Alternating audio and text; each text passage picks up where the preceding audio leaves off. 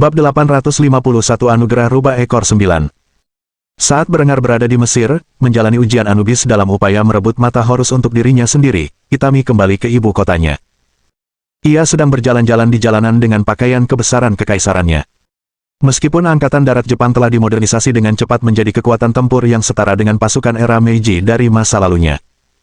Beberapa unit khusus bahkan memiliki persenjataan era Perang Dunia II, mayoritas masyarakatnya masih feodal.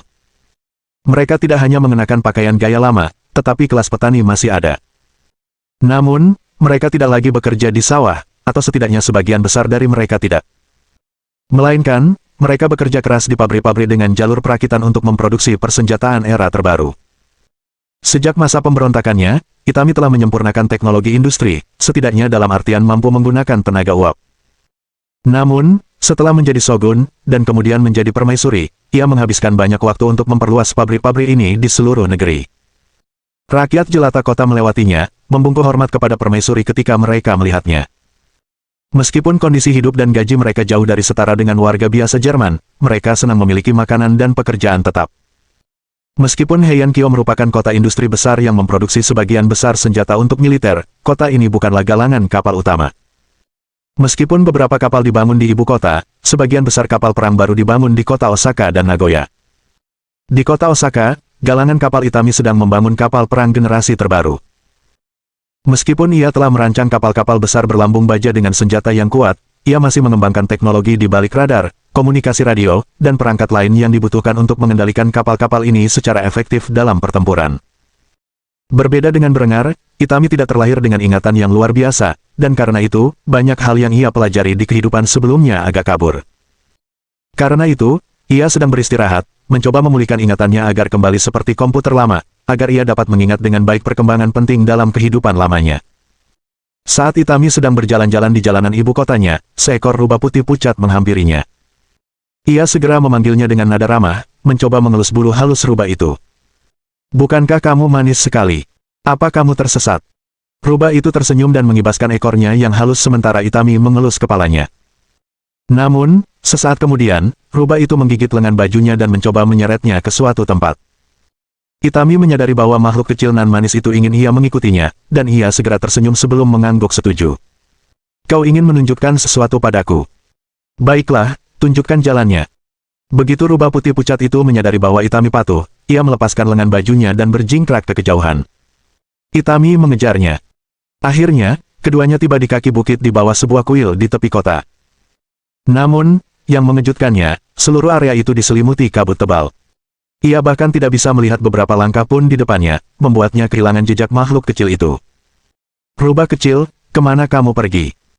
Itami terus menaiki tangga, meskipun dengan sedikit kesulitan karena ia tak bisa melihat jauh ke depan, hingga akhirnya ia mencapai tanah datar. Saat itu, kabut menghilang dan menampakkan sebuah kuil yang hanya dihuni oleh rubah-rubah putih kecil. Permaisuri muda itu menatap sekelilingnya dengan kaget atas apa yang dilihatnya. Tidak ada gadis kuil, ataupun pendeta. Hanya segerombolan makhluk kecil yang menatapnya dengan rasa ingin tahu di mata mereka. Mungkin karena ia berada di posisi yang begitu asing, Itami merasakan ketakutan di hatinya, dan mundur selangkah sebelum mengutarakan niatnya untuk melarikan diri. "Oke. Maaf mengecewakanmu, tapi sepertinya aku lupa membawa sesuatu di rumah. Aku pergi dulu ya." Namun, saat ia berbalik, ia berhadapan dengan seorang wanita albino dewasa yang cantik. Wanita itu lebih tinggi dari Itami dan memiliki tubuh yang lebih berisi dengan dada yang aneh. Kimono putih dan merahnya tidak dapat sepenuhnya menyembunyikan payudaranya yang besar, sehingga belahan dadanya yang besar terekspos sepenuhnya. Namun, bukan itu yang paling mencolok dari wanita albino cantik itu, melainkan fakta bahwa ia memiliki telinga rubah putih panjang di atas kepala manusianya, serta 9 ekor yang serasi di belakangnya. Sebelum Itami benar-benar terkagum-kagum dengan apa yang dilihatnya, rubah berekor 9 itu berbicara dengan suara sensual sambil menggenggam dagu mungil permaisuri dengan jari-jarinya yang ramping. "Aku telah menunggumu, Itami Ryo, atau haruskah aku sebut Mizuno Ai?" Pengungkapan mendadak bahwa perempuan asing ini mengetahui masa lalu Itami, serta kombinasi wajahnya yang seperti rubah, hampir membuat Itami pingsan. Ia gemetar saat berusaha menemukan kata-kata untuk mengungkapkan pikirannya. "Siapa? Siapa?" Sebelum dia dapat menyelesaikan pertanyaannya, rubah berekor 9 tersenyum menggoda sebelum mencondongkan tubuh dan berbisik di telinga porselen Itami. "Siapa aku? Aku Inari Okami, dan aku tahu semua tentangmu. Masuklah, Ada banyak hal yang harus kita bicarakan. Itami hampir tak percaya dengan apa yang didengarnya, dan menatap takjub bokong wanita itu yang montok, pinggulnya bergoyang mengikuti setiap gerakannya menuju kuil. Meskipun sang permaisuri ingin segera melarikan diri, ada sesuatu yang mendorongnya untuk mengikuti wanita yang mengaku sebagai dewi itu. Memasuki kuil, Inari duduk di meja, sementara rubah-rubahnya bergegas menyiapkan teh untuknya dan tamunya. Itami hanya menatap kagum rubah berekor 9 yang duduk di hadapannya. Keduanya terdiam hingga teh disajikan oleh seekor rubah muda yang sangat energik. Sementara Inari menyesap teh dari cangkirnya, Itami masih menatap dengan takjub sebelum mengajukan pertanyaan yang langsung terlintas di benaknya. Bagaimana? Akan tetapi, sekali lagi, Inari mendahuluinya, dan menyuarakan pertanyaan yang sama yang ada dalam benak Itami dengan lantang, diikuti oleh jawabannya. Kau bertanya-tanya bagaimana semua ini mungkin? Ada hal-hal yang tidak kau ketahui tentang dunia ini, hal-hal yang bersembunyi di balik bayangan. Ini wilayah ilahiku, dan terpisah dari dunia fana. Apa, kau tidak berpikir kau bereinkarnasi ke dunia ini, karena memang begitulah yang terjadi ketika kau mati, kan? Dewi Amaterasu memberimu kehidupan kedua dan membawamu ke dunia ini untuk satu tujuan, menjadi shogun. Namun, kau telah membalas kebaikannya dengan membantai keturunannya, keluarga kekaisaran. Para kami lainnya telah meninggalkanmu karena hal ini, tetapi kita tinggal di kota yang sama, dan aku telah mengamati tindakanmu dengan saksama melalui mata banyak hewan peliharaan kecilku. Pertama, kau membantai keluarga kekaisaran, mengklaim gelar permaisuri untuk dirimu sendiri. Lalu, kau mempersenjatai orang gila dan pasukannya dengan senjata terhebatmu, membiarkan mereka menyebabkan penderitaan tak terkira di seluruh anak benua India dan Asia Tenggara. Dengan melakukan itu, kau telah membangkitkan amarah sang juara Odin, seorang pria yang jauh lebih cakap daripada dirimu. Seorang pria yang kau bawa ke dunia ini untuk bernegosiasi dengannya, dan memastikan kelangsungan agama kita. Setelah memprovokasi kekuatan kekaisaran Jerman, Anda menginvasi Korea, dan entah bagaimana juga mengacaukannya. Bagaimana mungkin Anda bisa mengacaukannya begitu parah sehingga kini Anda hanya menguasai separuh semenanjung? Dan untuk apa? Agar Anda bisa membangun angkatan laut untuk menantang Reich di lautan. Kau seharusnya berhenti menyebut dirimu Dewi Perang. Itu menghina Hachiman, karena kau jauh darinya. Sederhananya, kau sudah sangat kacau sehingga sekarang aku terpaksa turun tangan demi dirimu. Sebelum Itami sempat membela diri atau tindakannya, Inari mengulurkan tangan dan meraih dagunya dengan tangan halusnya, lalu mengecup kening sang permaisuri muda. Saat itu, Itami merasa seolah-olah bayang-bayang ingatannya telah lenyap, mengungkap setiap kenangan yang pernah ia miliki dari kehidupan masa lalunya, dan kehidupannya saat ini. Seolah terpukau dengan apa yang dilihatnya, Itami menangis terseduh-seduh, sementara Inari melepas bibirnya dari dahi gadis itu sebelum kembali duduk dan menghabiskan tehnya. Dengan raut percaya diri di bibir merahnya yang ceria, rubah berekor 9 itu menjelaskan apa yang telah ia lakukan kepada permaisuri muda itu. Aku telah memberimu anugerahku, dan dengan begitu, ingatanmu pun terhapus. Sekarang kau bisa menyaingi orang-orang pilihan Odin dan semoga kau bisa memimpin bangsamu menuju takdir yang bukan kehancuran dan perbudakan. Ini akan menjadi pertemuan pertama dan terakhir kita sampai kau memperbaiki kekacauan yang kau buat. Satu hal lagi, sebelum aku mengantarmu pergi, sebaiknya kau benar-benar memeriksa peninggalan kuno yang kau warisi dari dinasti sebelumnya. Barangkali itu akan berguna untukmu. Selamat jalan, Itami Ryo, dan semoga kita bertemu lagi dalam keadaan yang lebih baik. Setelah mendengar ini, Itami terbangun di futonnya, menatap sekeliling kamarnya dengan kaget, bertanya-tanya apakah yang dilihatnya benar-benar nyata. Namun, sesaat kemudian ia menelusuri ingatannya, yang jauh lebih jelas, seolah-olah ia hanya menarik informasi yang tersimpan di benaknya seperti dari sebuah situs web. Dengan ini, ia tahu bahwa semua yang ia lihat dan dengar memang nyata. Itami mendesah berat sebelum turun dari tempat tidur dan menuju ke mejanya. Ia mengucapkan satu kalimat sebelum membuka buku catatannya, lalu menuliskan cetak biru teknologi yang terlintas di benaknya dengan mudah. Waktunya bekerja. Bab 852 Mata Horus bagian 3. Berengar berdiri di ruang sidang berikutnya. Ia menatap tak percaya apa yang dilihatnya. Di koridor yang remang-remang itu terdapat sebuah jembatan. Namun, bagian tengahnya patah, meninggalkan celah besar di antara kedua sisi. Di dalam celah ini terdapat kegelapan. Namun, kegelapan itu bukan seperti miasma gelap yang berusaha melahapnya saat memasuki makam, melainkan dipenuhi cahaya bintang. Seolah-olah kosmos itu sendiri akan melahapnya jika ia gagal melewati rintangan itu. Berengar mengamati sekelilingnya, mencari jalan untuk melewati celah itu. Namun, semakin ia mengamati jembatan itu, semakin ia tahu bahwa mustahil baginya untuk melompati celah itu. Ia juga tidak menemukan rintangan atau sumber daya lain yang bisa ia gunakan untuk mencapai sisi seberang. Suara Anubis terkekeh di kejauhan, saat sang Dewa Kematian menyaksikan pria itu berusaha mengatasi rintangan. Silakan amati sekelilingmu dalam diam. Kau punya banyak waktu di alam semesta. Apapun yang terjadi, kau takkan pernah bisa menebak jawaban jembatan ini. Saat Berengar memeriksa jalan yang rusak itu, ia segera menyadari pola yang jelas pada bintang-bintang. Seolah-olah mereka adalah rasi bintang asing, tak teramati dari bumi. Setelah mengamati rasi bintang ini lebih dekat, Berengar menyadari salah satunya berada dalam jarak lompatan. Ia menarik napas dalam-dalam sebelum menggumamkan pikirannya dalam hati. Kamu hanya hidup sekali. Setelah mengatakan ini, ia melompat ke arah rasi bintang pertama, nyaris mengenainya dengan kakinya. Saat ia hampir jatuh ke jurang gelap kosmos, ia meraih tepi rasi bintang, yang dengan cepat berubah menjadi platform bercahaya. Meskipun tubuhnya dibebani puluhan pon peralatan, Berengar mengerahkan seluruh tenaganya untuk menarik dirinya ke atas panggung yang diterangi cahaya. Di sana, ia mendengar suara Anubis memanggilnya sekali lagi. Wah, wah. Anggap saja aku terkesan. Aku tidak menyangka jagoan Odin tahu rasi bintang kuno bangsaku. Berengar hanya menyeringai sebelum melompat sekitar 1,5 meter ke udara dan meraih rasi bintang berikutnya, yang kemudian berubah menjadi palang monyet, alih-alih platform. Sambil mencengkeram palang bercahaya itu, ia mulai berayun-ayun seperti pesenam, mengumpulkan kekuatan yang cukup untuk melontarkan dirinya ke rasi bintang berikutnya. Rasi bintang itu berbelok ke platform lain. Namun, ia tak punya banyak waktu untuk berpikir karena rasi bintang itu dengan cepat menghilang di bawah kakinya.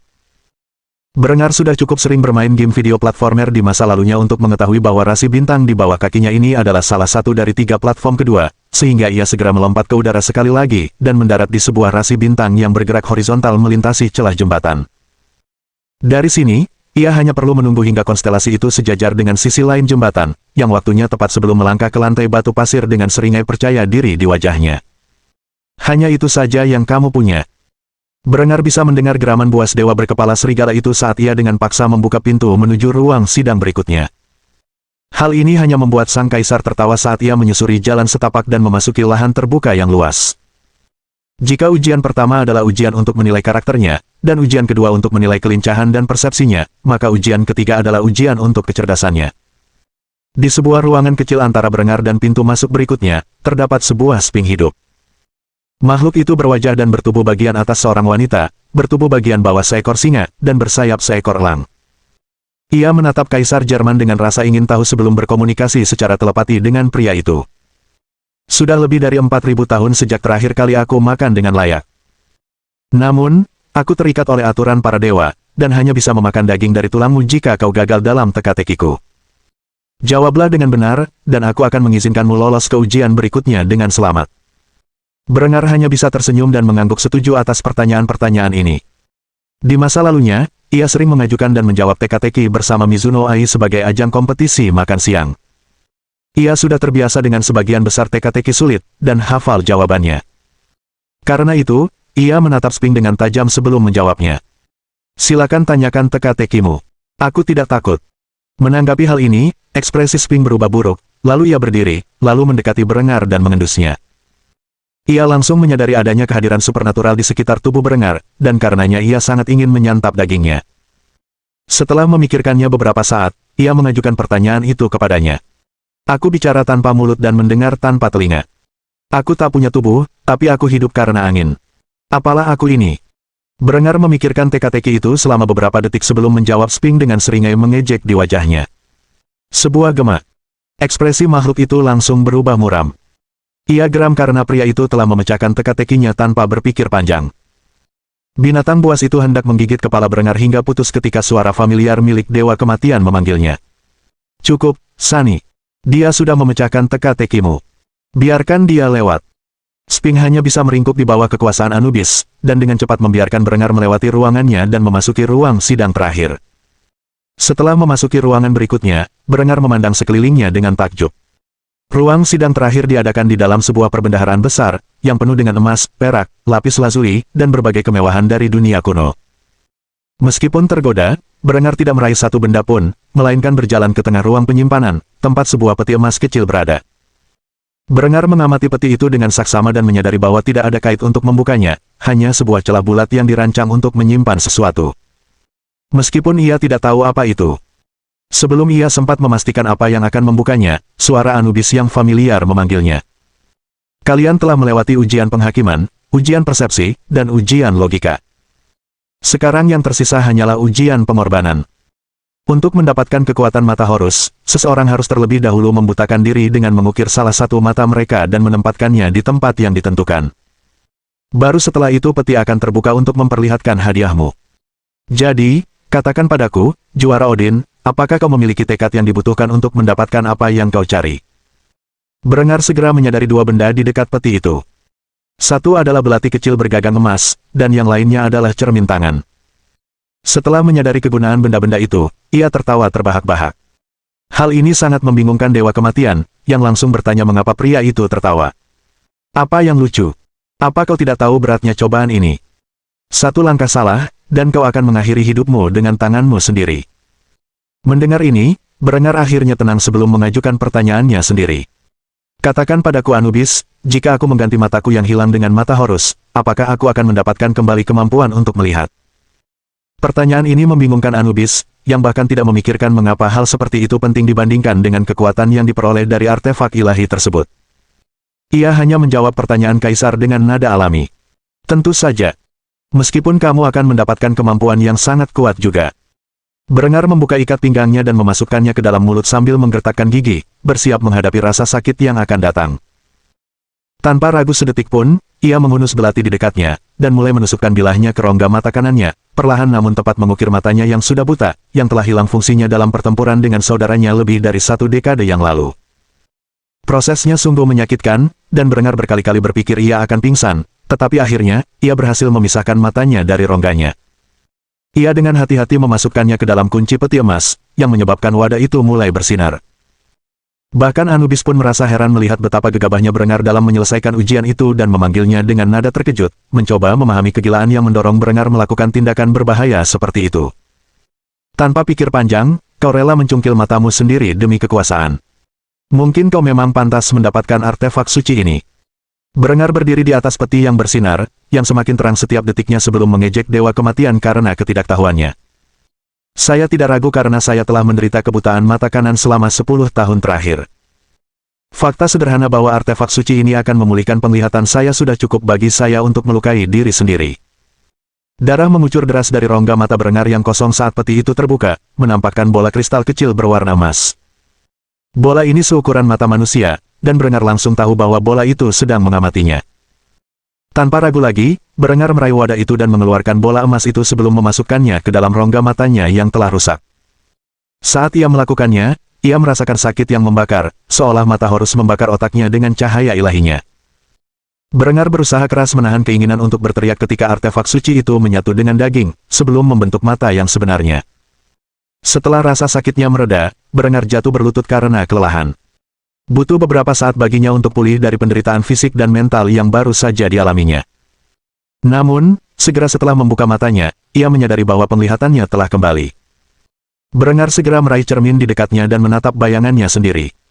Sang Kaisar memperhatikan bahwa mata kanannya tampak seperti mata manusia biasa, kecuali iris emasnya, dan bekas luka dari pertempuran sebelumnya masih menempel di kelopak matanya. Berengar menatap Anubis, hendak bertanya apa yang sebenarnya terjadi, ketika ia melihat aura kemasan menyelimuti Sang Dewa Kematian, dan seringai tersungging di wajahnya. Kebingungan di wajah Kaisar mengungkap pikirannya, membuat Sang Serigala menertawakannya karena ketidaktahuannya. Apa yang sedang kau lihat saat ini adalah aura keilahianku. Semakin cemerlang aura seorang dewa, semakin kuat pula mereka. Aura ini juga berpengaruh pada manusia. Warna aura manusia bergantung pada perasaan mereka terhadapmu. Dengan demikian, Anda akan selalu bisa mengetahui perasaan seseorang yang sebenarnya terhadap Anda, terlepas dari apa yang mungkin mereka katakan. Peringatan, jika Anda melihat aura hitam, segera lari. Itu melambangkan niat membunuh. Anubis menghabiskan 30 menit berikutnya menjelaskan kepada Berengar tentang sifat-sifat mata Horus. Setelah itu, ia akan menepati janjinya untuk menjawab pertanyaan Berengar seputar dewa-dewa dunia ini, dan kemampuan supernatural mereka. Bab 853 Trolling Yahweh. Berengar mengagumi penampilannya sendiri di cermin, seolah-olah ia telah menjadi karakter langsung dari anime. Ia kini memiliki kondisi yang dikenal sebagai heterokromia, yang berarti kedua matanya memiliki warna berbeda. Satu berwarna safir tua, seolah-olah diukir dari batu permata itu sendiri. Yang lainnya berwarna emas kuning yang indah. Meskipun matanya sendiri tidak lagi memiliki bekas luka di kulitnya, bekas luka lamanya masih terlihat di kelopak matanya, membuatnya tampak berbeda. Anubis memelototi sang kaisar dalam diam, sementara pria itu tanpa malu-malu memeriksa penampilannya sendiri lebih lama dari yang seharusnya. Setelah hampir 5 menit, ia tak bisa lagi duduk diam dan menunggu lebih lama lagi. Cepatlah dan ajukan pertanyaanmu, manusia fana. Meskipun kau telah melewati ujianku dan mendapatkan rasa hormatku, aku tak punya waktu abadi untuk menunggumu. Berengar langsung teringat alasannya tinggal di dalam makam, dan menjatuhkan cermin itu di sampingnya, tanpa sedikit pun memikirkan daya tahannya. Ekspresi wajah dewa berkepala serigala saat artefak kuno itu hancur berkeping-keping di tanah sungguh tak ternilai harganya dari sudut pandang Berengar.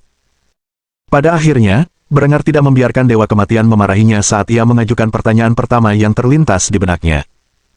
Kurasa pertanyaan pertama yang ada di benakku adalah bagaimana tepatnya kau, dewa kematian Mesir, bisa menjaga mata Horus. Anubis memandang Berengar seolah-olah pria itu membuang-buang waktu sebelum mempertanyakan niatnya. Apakah kau benar-benar peduli sedikit saja tentang bagaimana aku menjadi penjaga artefak suci ini? Berengar hanya mengangkat bahu dan menjawab pertanyaan itu dengan jujur. Maksudku, aku punya waktu, jadi mari kita dengarkan. Anubis mendesah berat dan menempelkan dahinya di telapak tangannya sebelum menjelaskan asal-usul yang rumit tentang bagaimana dia bisa menjaga mata Horus. Pada zaman dahulu, bahkan sebelum piramida dibangun, Dewa Set mengkhianati keponakannya, Horus, demi kekuasaan. Kedua dewa itu bertempur sengit dan Horus kehilangan salah satu matanya. Setelah menang, Horus menganugerahkan kekuatan ilahinya kepada mata yang terpenggal itu, mengubahnya menjadi artefak yang diwariskannya kepada keturunannya. Dengan demikian, ia tidak akan pernah mengalami nasib yang sama. Mata Horus melewati garis keturunan para raja selama beberapa generasi tanpa insiden. Namun, pada akhirnya, Firaun terakhir yang menyimpan artefak suci itu membawanya ke akhirat. Di sana, ia mengungkapkan kepada saya bahwa ia melakukannya karena setiap penerusnya telah bersekongkol untuk membunuhnya. Aku mencapai kesepakatan dengan Firaun ini dan bersumpah akan memegang mata Horus sampai seseorang yang layak muncul di dunia untuk mengambilnya. Hampir 4.000 tahun telah berlalu sejak saat itu, dan hingga hari ini, tak seorang pun berhasil melewati ujian pertama. Bayangkan betapa terkejutnya saya ketika seorang asing menyerbu makam saya lama setelah agama kita punah, dan mengklaim artefak itu untuk dirinya sendiri. Namun, saya ragu Anda datang jauh-jauh ke sini untuk pelajaran sejarah. Jadi, mari kita bahas pertanyaan yang lebih penting. Berengar menganggukkan kepalanya, memahami pengetahuan mendalam di balik artefak suci ini. Setelah mendengar apa yang dikatakan Anubis, ia langsung penasaran tentang sesuatu, dan segera bertanya lebih lanjut. Kau bilang kau membuat kesepakatan dengan Firaun ini. Mungkinkah kau membuat kesepakatan denganku? Anubis memelototi Berengar dengan tatapan curiga. Harga sebuah kesepakatan dengan Dewa Dunia Bawah bukanlah sesuatu yang bisa ditertawakan. Karena itu, ia tak bisa menahan rasa ingin tahu tentang apa yang ada dalam pikiran manusia fana itu. Aku mendengarkan. Mendengar bahwa Dewa berkepala serigala tertarik dengan lamarannya, Berengar tidak ragu untuk menanyakan pertanyaan dalam benaknya. Aku punya sedikit masalah. Meskipun aku terbebas dari kutukan abadi berkat perbuatan Dewi Dunia Bawah, keluargaku akan menderita karenanya. Lagi pula, aku telah melumpuhkan kekuatan Dewa Abraham, dan karena dia tidak bisa membalas dendam kepadaku secara pribadi, aku khawatir dia akan membalasnya pada keluargaku di akhirat. Bagaimana jika saya memberitahu Anda bahwa dalam 10 tahun ke depan, tanah-tanah ini akan jatuh ke tangan salah satu putra saya, dan bahwa saya dapat memengaruhinya untuk memulihkan agama lama Mesir? Itu tidak akan mudah, tetapi setelah beberapa generasi kaisar yang bersahabat, kekuasaan jajaran dewa Anda akan kembali kepada Anda semua. Sebagai imbalannya, kau akan melepas segel dari jiwa keluargaku dan membiarkan mereka pergi ke alam baka pilihanku. Bagaimana menurutmu? Apa kau tertarik? Anubis merenungkan prospek ini beberapa saat.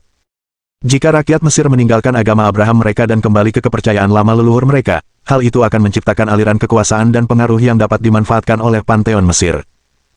Saat ini, hanya sedikit, kalaupun ada, orang beriman yang tersisa di dunia, dan karena itu, para dewa Mesir terus-menerus menguras habis kekuatan yang telah mereka simpan selama berabad-abad.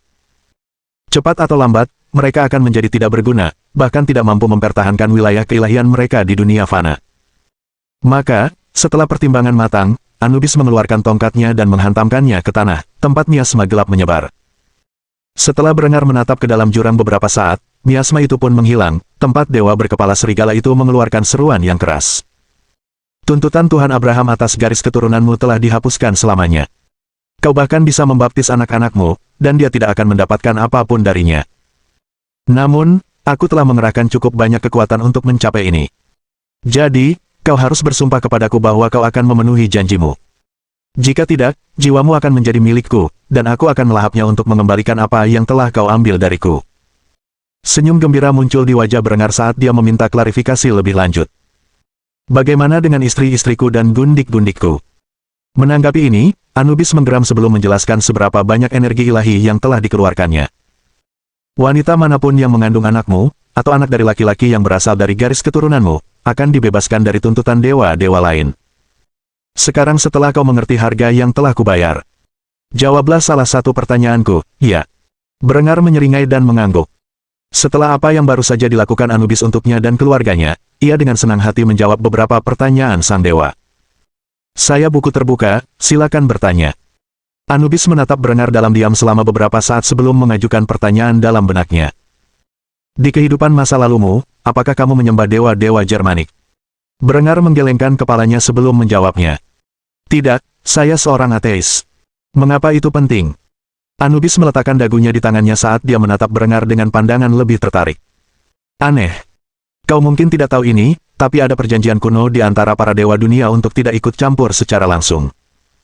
Setidaknya tidak dalam kapasitas yang serius. Meskipun para juara dipilih di masa lalu untuk memenuhi tujuan tertentu, mereka tidak pernah digunakan dengan maksud untuk mengubah keseimbangan kekuatan yang ada di antara para dewa dunia ini. Dengan memanggilmu, seorang pria dari masa depan dunia alternatif, Odin telah mengabaikan perjanjian ini, dan tak diragukan lagi telah menghabiskan sebagian besar energinya. Jika ia membawa seorang penganut yang cakap ke dunia ini untuk memulihkan agamanya, maka itu masuk akal. Namun, kau seorang ateis di masa lalumu. Satu-satunya alasan yang bisa kupikirkan mengapa Bapak segala dewa dari jajaran dewa Germanik memanggilmu ke dunia ini adalah karena ia sangat marah pada Dewa Abraham, dan menginginkan seorang jagoan yang akan menghancurkan kekuasaannya. Berengar tercengang dengan logika ini dan selama beberapa saat dia berdiri diam sebelum mengajukan pertanyaan langsung yang muncul di benaknya. Kau bilang aku dibawa ke dunia ini supaya Odin bisa mengejek Yahweh. Anubis hanya menatap Berengar dengan kilatan rasa ingin tahu di matanya sebelum menjawab pertanyaannya. Saya tidak tahu apa maksudnya, tetapi berdasarkan konteks pernyataan Anda, saya akan menjawab ya. Berengar hanya bisa terkekeh dan menggelengkan kepala menanggapi hal ini. Seolah-olah kedua dewa itu sedang terlibat adu tembak sengit di FPS multi pemain, dan Odin mengeluarkan jurus pamungkasnya hanya untuk membuat lawannya kesal, karena ia tahu ia sudah terlalu jauh tertinggal untuk menang. Ketika Kaisar menganggap perselisihan antar dewa sebagai skenario yang menggelikan, ia hanya bisa menertawakan nasibnya dan menerima nasibnya. Sedangkan Anubis, ia tidak mengerti mengapa Berengar menganggap seluruh skenario itu begitu lucu. Namun, selama pria itu menepati janjinya, ia tidak peduli.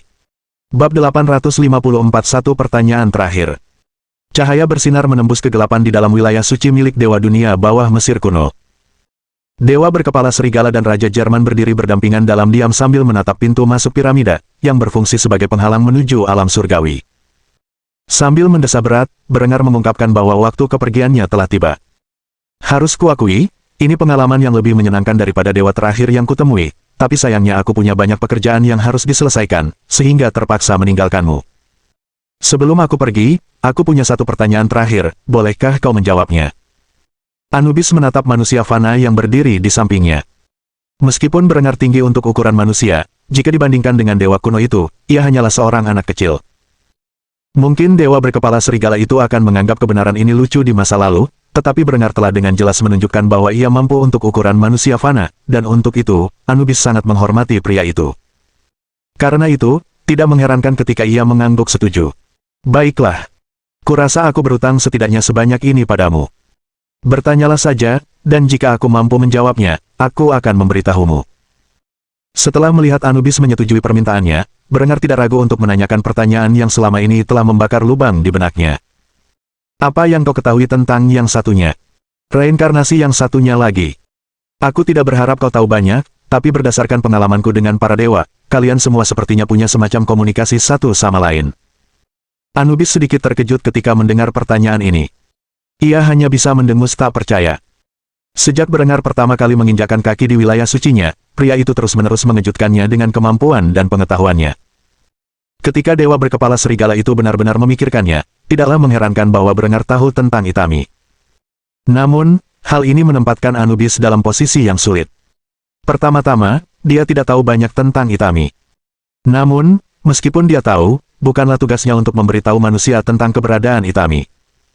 Oleh karena itu, dia berusaha sebaik mungkin untuk mencari tahu seberapa banyak yang diketahui Berengar tentang topik ini sebelum menjawab. Saya akan menjawab pertanyaan ini sebaik mungkin dengan satu syarat. Anda harus memberitahu saya terlebih dahulu apa yang Anda ketahui tentang wanita itu. Tanpa disadari, Anubis memberi Berengar petunjuk penting. Meskipun Itami Ryo memerintah Kekaisaran Jepang di garis waktu ini, Berengar tidak memiliki bukti konkret bahwa Itami Ryo sendiri adalah reinkarnasinya. Malahan, ia telah mempertimbangkan kemungkinan bahwa Itami Ryo hanyalah boneka bagi rivalnya yang sebenarnya. Karena itu, ia sengaja menjawab pertanyaan Anubis dengan samar. Aku tidak tahu banyak. Yang bisa kukatakan padamu adalah, entah dari mana, sebuah kekaisaran telah muncul di belahan dunia lain yang seharusnya tidak ada di masa ini. Biasanya aku menganggap ini perbedaan kecil di dunia ini dibandingkan dunia asalku.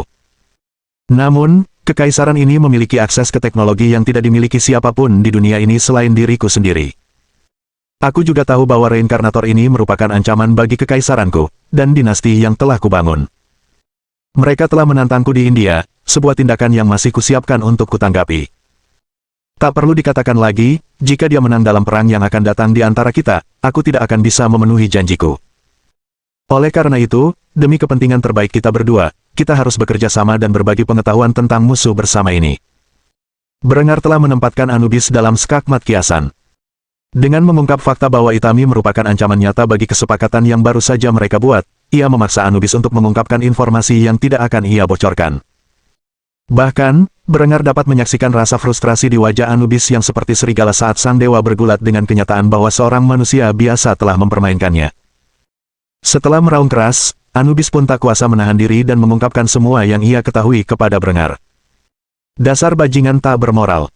Harus kuakui aku sangat meremehkanmu dan kemampuanmu memanipulasi orang lain. Aku akan menanggung kerugian ini sekali saja. Kalau ada yang berani protes, aku akan menyalahkan Odin dan para bajingan Jepang itu karena telah mengacaukan semua konvensi kita sejak awal. Sejujurnya, saya tidak tahu banyak tentang gadis itu. Yang saya tahu adalah para dewa yang telah membawanya ke dunia ini kemungkinan besar telah meninggalkannya. Kita yang memiliki keturunan manusia seringkali berusaha keras untuk melindungi mereka, dan perempuan jalan kecil ini membantai garis keturunan Dewa Amaterasu sebelum menobatkan dirinya sebagai permaisuri. Jadi, setidaknya, Anda bisa tenang mengetahui bahwa campur tangan ilahi dalam konflik kecil Anda tidak akan terjadi. Selain itu, ada keluhan bahwa dia terlalu keras kepala dan sombong. Sedemikian rupa sehingga dia menolak untuk menikah sampai seorang pria mengalahkannya di medan perang. Sayang sekali, karena cara para dewa Jepang berbicara tentangnya, kau akan mengira dia adalah perwujudan kecantikan fisik. Lebih dari satu bajingan itu ingin menciptakan seorang demigod kecil bersamanya. Meskipun Berengar awalnya merasa cukup hanya mendengar informasi ini, dia langsung memikirkan sesuatu setelah mendengar kesimpulan dari pernyataan Anubis, dan segera menanyakannya. Maksudmu, dewa-dewa itu benar-benar ada? Anubis tidak sepenuhnya memahami maksud Berengar di balik pertanyaan ini dan, karenanya, dengan cepat menganggukkan kepalanya sebelum berbicara lebih jauh tentang topik tersebut. Tentu saja mereka ada, tapi tidak lagi. Namun, di masa lalu, bukan hal yang aneh bagi para dewa untuk memilih wanita fana tercantik untuk hubungan satu malam. Terkadang, pertemuan tersebut berujung pada kehamilan. Namun, setelah semua kekacauan dengan putra dewa Abraham, ada kesepakatan diam-diam di antara berbagai panteon bahwa sebaiknya tidak mengambil risiko seperti itu. Jadi jangan khawatir, bajingan Jepang itu mungkin telah melanggar aturan dengan membawa wanita ini ke dunia, tapi aku ragu mereka akan bertindak sejauh itu dengan menciptakan dewa sejati bersamanya, bahkan jika mereka mungkin menginginkannya. Petik 2. Berengar merenungkan hal ini dan menganggukkan kepalanya beberapa kali. Ia telah bertemu lebih dari satu dewi cantik sejak bereinkarnasi ke dunia ini. Meskipun ia sempat berpikir untuk tidur dengan beberapa di antaranya. Ia tidak pernah benar-benar mempertimbangkan kemungkinan menjadi ayah seorang demigod. Karena itu, sebelum meninggalkan wilayah kekuasaan Anubis, Berengar memutuskan untuk bercanda terakhir kalinya dengan mengorbankan sang dewi. Begitu. Jadi, bisakah kau mengenalkanku pada Hathor? Pertanyaan ini membingungkan Anubis. Karena tidak memahami maksud Berengar, ia mencoba menjelaskan secara logis dan rasional mengapa pertemuan semacam itu mustahil terjadi. Maaf, tapi kondisinya lebih buruk daripada aku saat ini. Sebagai dewa dunia bawah, aku masih bisa mengakses jiwa para pengikut kami, dan dengan demikian bisa mendapatkan kekuatan dari mereka. Dewi kecantikan dan kesuburan yang tak lagi disembah bagaikan bunga layu. Aku ragu dia punya kekuatan untuk menemuimu. Lagi pula, kenapa kau mau bertemu Dewi Kecantikan kalau kau? Pada saat inilah Anubis menyadari bahwa Berengar sedang meminta dewa berkepala serigala untuk menjodohkannya dengan wanita suci. Ekspresinya begitu tak ternilai, sampai-sampai Berengar hampir tak bisa menahan tawa. Akhirnya, Anubis mengusir Berengar dari makam dengan amarah yang meluap-luap, tak mau lagi membiarkan kejahilannya. Sebelum Berengar sempat meminta maaf atas permintaan yang memalukan itu, ia mendapati dirinya berdiri di ujung lain pintu masuk piramida Agung Giza, di belakang para prajuritnya yang bersiap meledakkan pintu masuk dengan pasokan TNT dalam jumlah besar. Adelbrand berteriak sekeras-kerasnya di pintu masuk sambil menumpuk TNT di sekeliling pintu, berharap Berengar bisa mendengarnya dari dalam makam. "Jangan khawatir, Berengar, aku akan menjemputmu. Aku tidak akan membiarkanmu mati sendirian di sana." Ketika Berengar melihat betapa putus asanya para Jaegernya, dia tidak dapat menahan tawa. "Apa-apaan kalian, dasar bajingan bodoh? Apa kalian benar-benar berpikir TNT bisa menghancurkan penghalang menuju wilayah suci?" Mendengar kata-kata kasar itu, dan suara tawa terdengar dari belakang mereka, Adelbrand, bersama para Jaeger Jerman, menatap kaisar mereka dengan kaget. Hal pertama yang mencolok dari penampilannya adalah hilangnya penutup mata khasnya, alih-alih matanya yang sebelumnya buta, kini ia memiliki mata emas. Adelbrand bergegas menghampiri Berengar dan memegang wajahnya, tanpa memikirkan tindakannya, sambil mengamati iris emas baru itu dengan saksama sebelum bertanya apakah lelaki itu benar-benar berdiri di depannya. "Berengar, kaisarku, apakah itu benar-benar kamu?"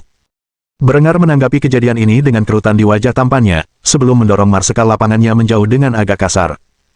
"Iya, ini aku, dasar bodoh. Siapa sih yang memberimu izin menyentuh wajahku?" Meskipun rasanya seperti berjam-jam telah berlalu bagi Berengar saat ia menyelesaikan ujian Anubis dan meraih hadiahnya. Di dunia fana, hanya beberapa menit berlalu sejak kelompok itu berpisah. Cukup lama bagi mereka untuk menumpuk TNT dalam upaya putus asa untuk memaksa kembali ke wilayah suci Dewa Mesir dunia bawah. Karena itu, mereka hanya bisa berdiri tak percaya saat melihat kaisar mereka, kembali kepada mereka, dan dalam kondisi yang lebih baik dari sebelumnya. Bab 855 Cahaya Tuhan. Kira-kira 8 jam telah berlalu sejak Berengar pertama kali keluar dari piramida Agung Giza, dan ia menghabiskan sebagian besar waktunya di pesawat kembali ke Kufstein. Selama penerbangannya, ia menjelaskan dengan sangat rinci apa yang telah disaksikannya di kedalaman makam. Sedemikian detailnya sehingga Adelbrand dan anak buahnya tidak akan pernah mempercayainya jika mereka tidak melihat langsung Dewa Kematian Mesir. Berengar memaksa orang-orang itu untuk bersumpah diam tentang apa yang telah mereka lihat. Mereka bahkan tidak bisa memberitahu keluarga mereka tentang hal itu.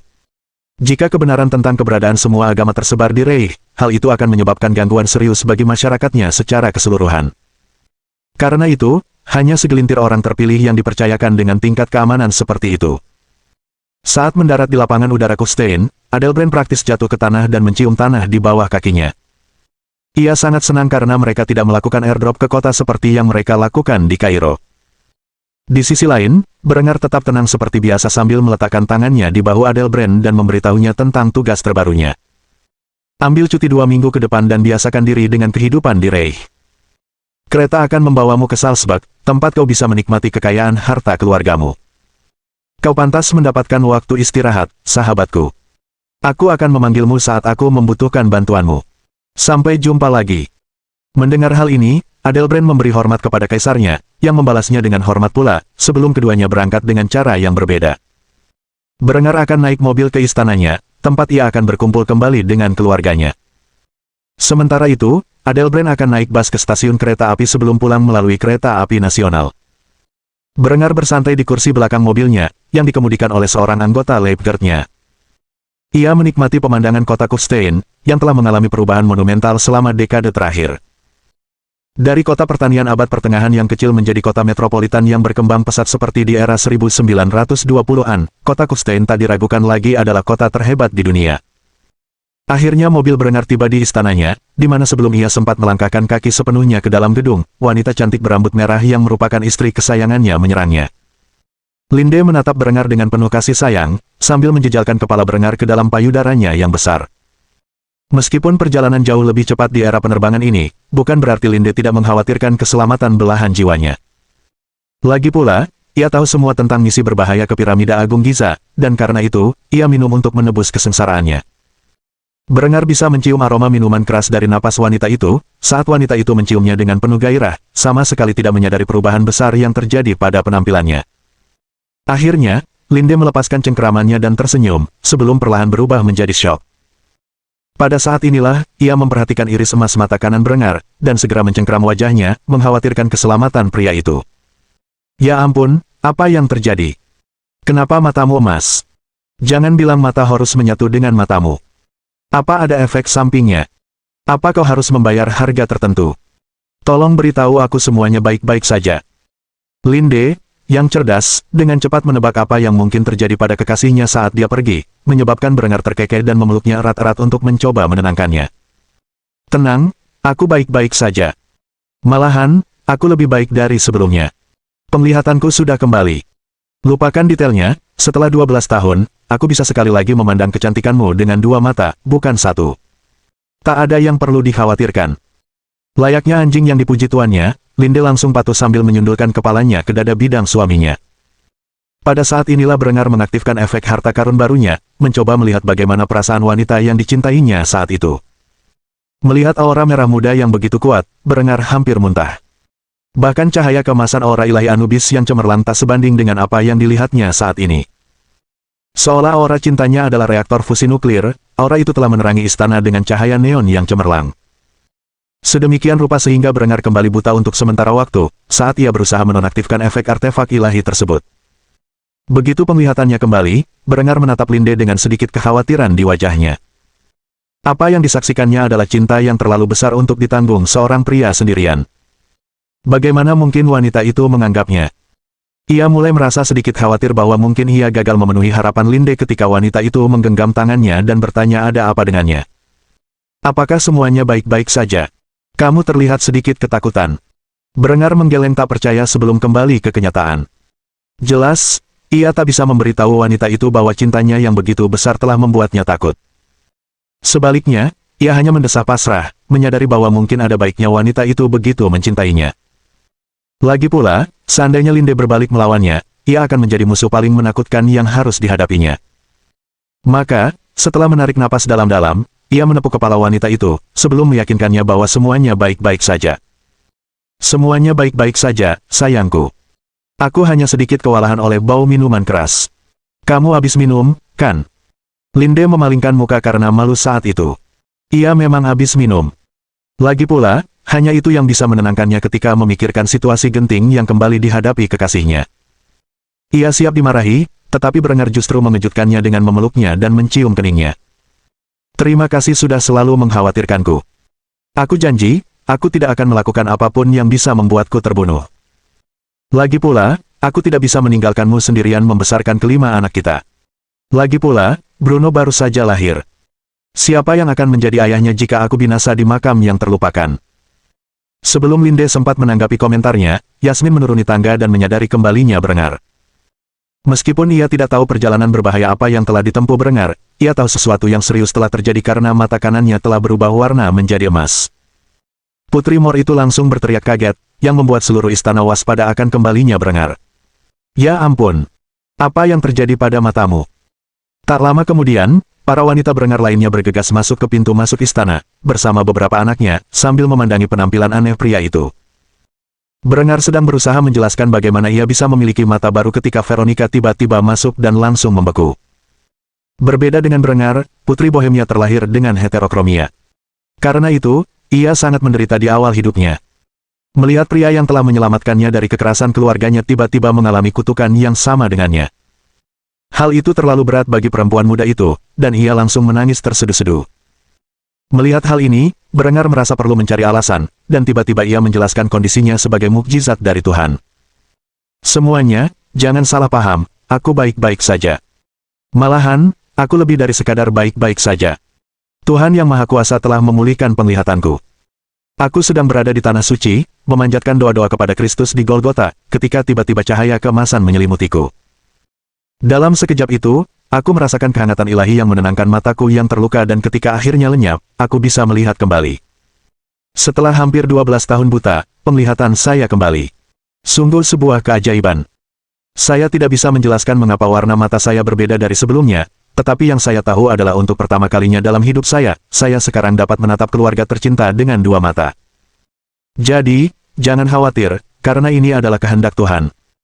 Seandainya Hans ada di sini untuk menyaksikan khotbah ayahnya yang memalukan, ia pasti hanya akan mencemooh gagasan bahwa campur tangan ilahi menyembuhkan ayahnya, dan malah berasumsi bahwa pria itu menyembunyikan sesuatu seperti biasa. Namun, sebagian besar keluarganya memilih untuk mempercayai perkataannya, dan berkumpul untuk memeluk kepala keluarga mereka, yang telah disembuhkan oleh Tuhan sendiri.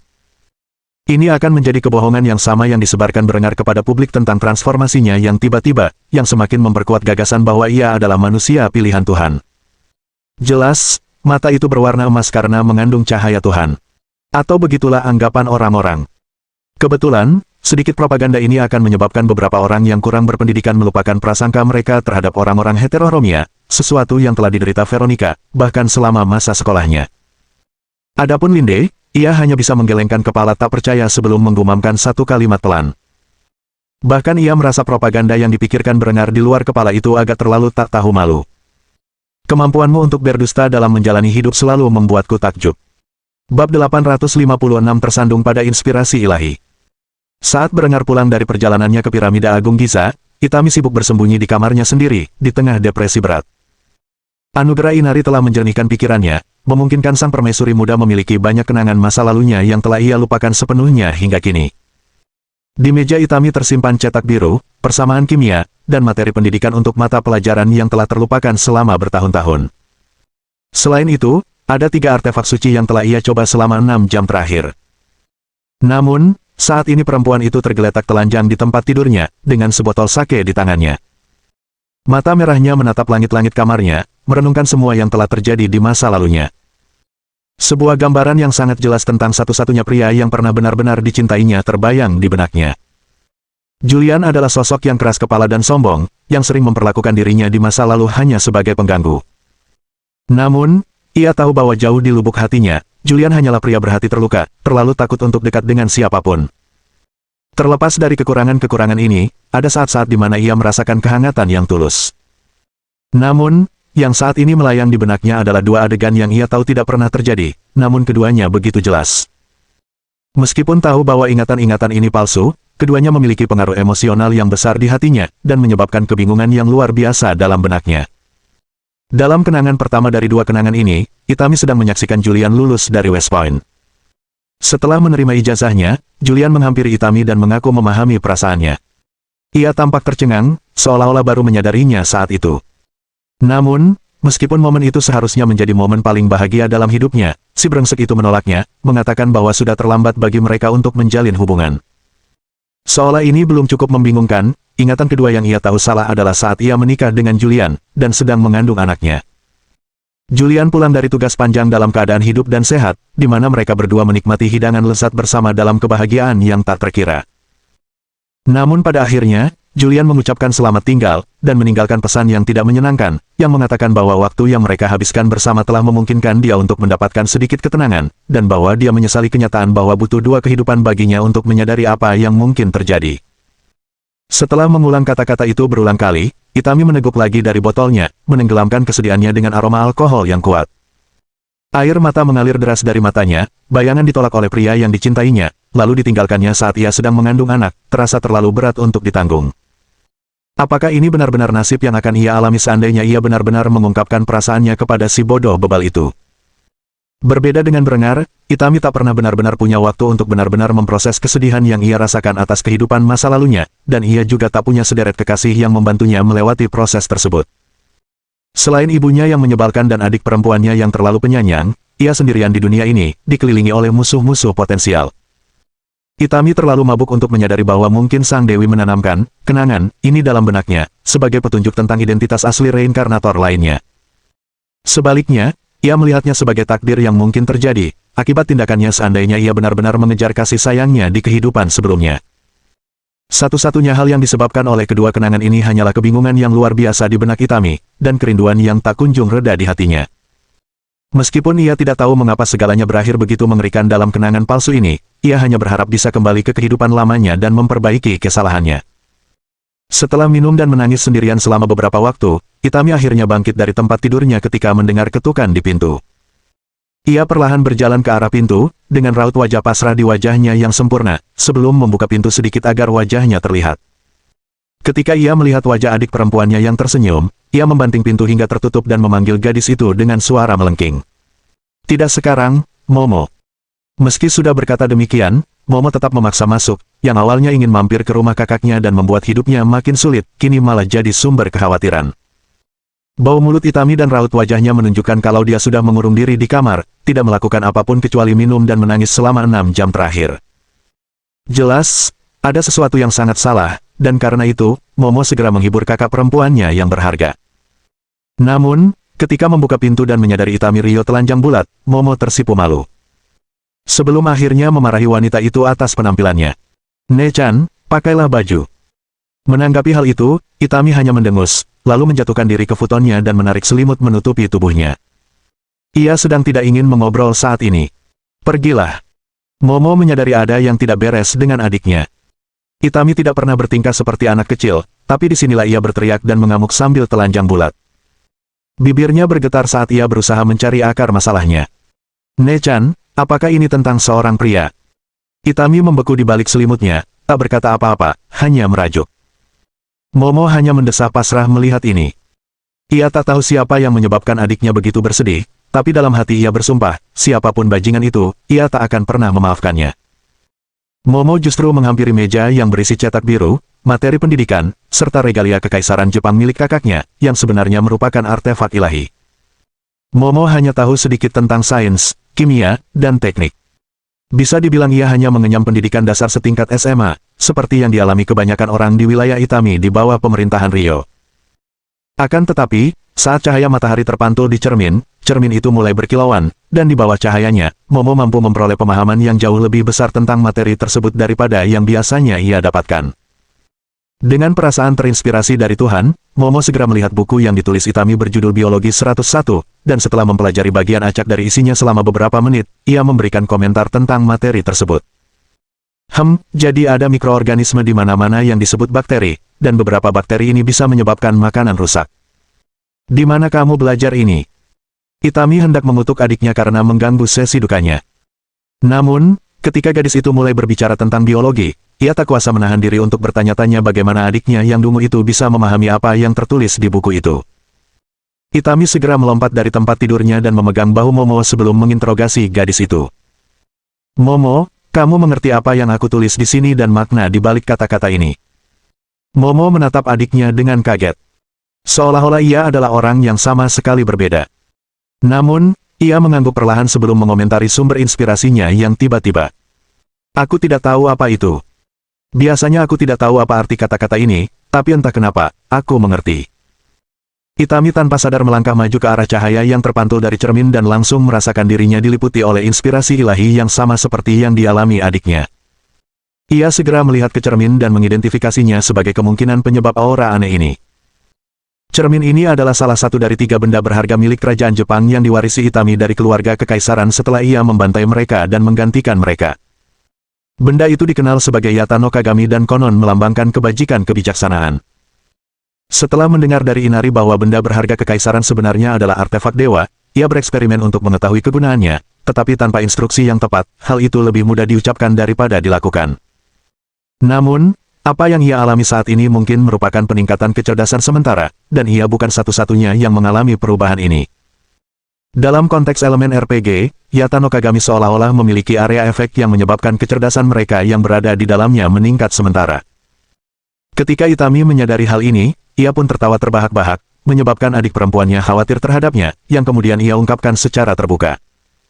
"Ne-chan, kamu baik-baik saja, kamu membuatku khawatir sekarang." Namun, Itami hanya menganggukkan kepala dengan senyum lebar di wajah cantiknya ketika mendengar hal itu.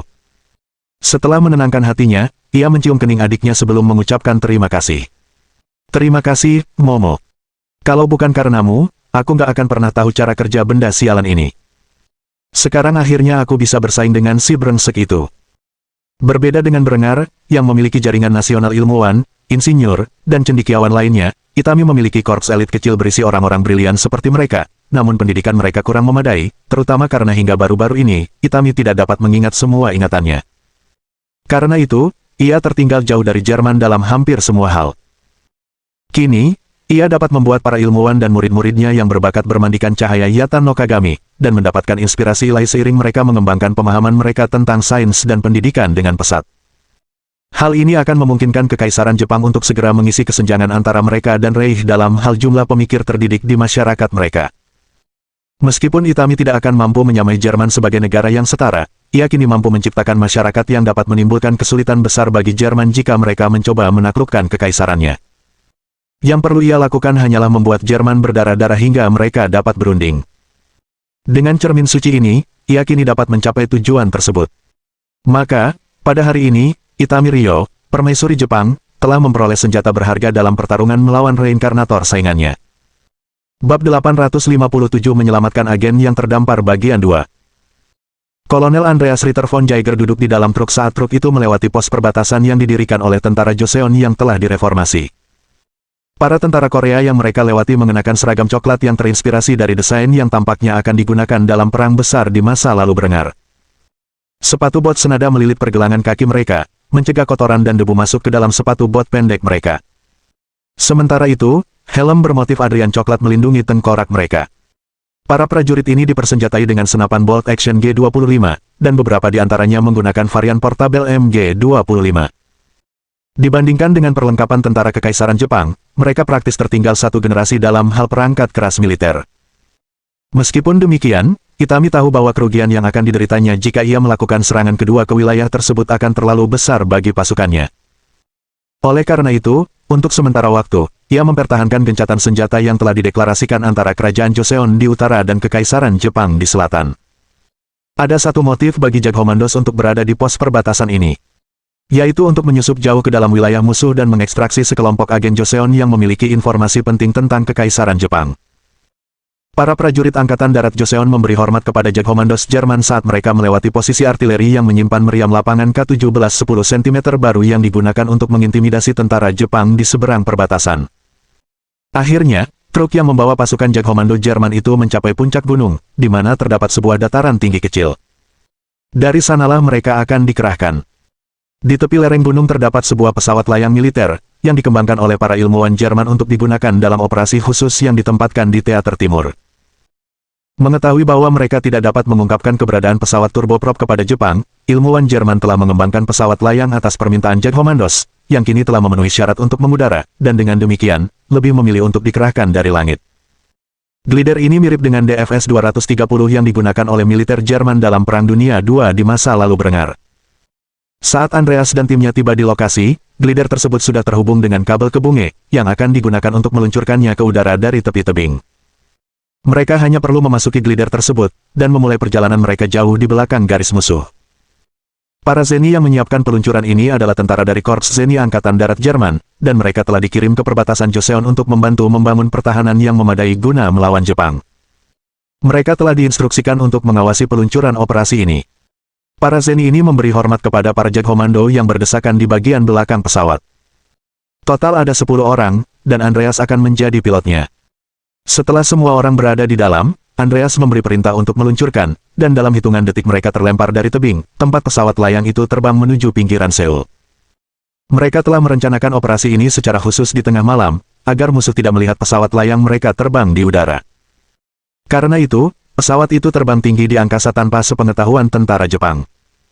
Saat operator khusus mendekati tujuan mereka, Andreas memanggil mereka untuk memastikan bahwa mereka siap untuk misi yang akan segera berlangsung. Baiklah, kalian tahu tujuan kita. Kita akan mendarat sekitar 2 klik dari Seoul, tempat kita akan menenggelamkan glider, sebelum menuju ke kota. Peta kita ditandai dengan lokasi rumah persembunyian. Kita masuk, keluar, dan mengevakuasi bajingan-bajingan menyebalkan ini kembali ke utara. Ada pertanyaan. 9 prajurit lainnya sepakat dalam tanggapan mereka. Hal ini membuat Andreas menyeringai. Tidak, Tuan. Glider ini dirancang dengan parasut yang memungkinkannya turun pada sudut 80 derajat. Berkat fitur ini, glider ini mampu mendarat tepat di sasarannya. Dengan demikian, setelah dikemudikan dengan cermat, pesawat mendarat hampir tepat di tujuannya. Setelah itu, para prajurit segera naik ke pesawat dan mengamankan area tersebut. Setelah yakin bahwa mereka sendirian, Jaghommando membongkar pesawat itu sesenyap mungkin, untuk memastikan bahwa pesawat itu tidak dapat direkayasa ulang oleh Jepang, sebelum bergerak menuju malam. Saat Jepang menemukan glider itu, pesawat itu akan menjadi tumpukan puing.